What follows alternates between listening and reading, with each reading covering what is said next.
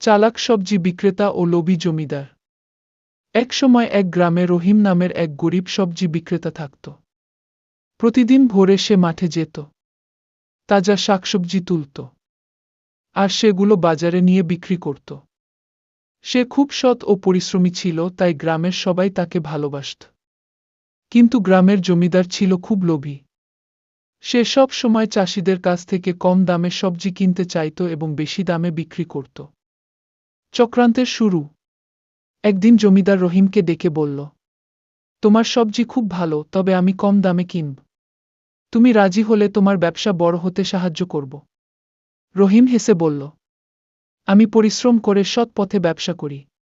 ন্যায্য দাম ছাড়া আমি কোনো কিছু বিক্রি করব না।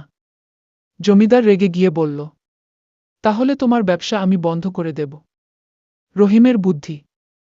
রহিম ভয় পেল না। সে একটা পরিকল্পনা করল। পরের দিন রহিম বাজারে গিয়ে ঘোষণা দিল, আজ থেকে আমার সবজি জমিদার সাহেবের জন্য বিনামূল্যে।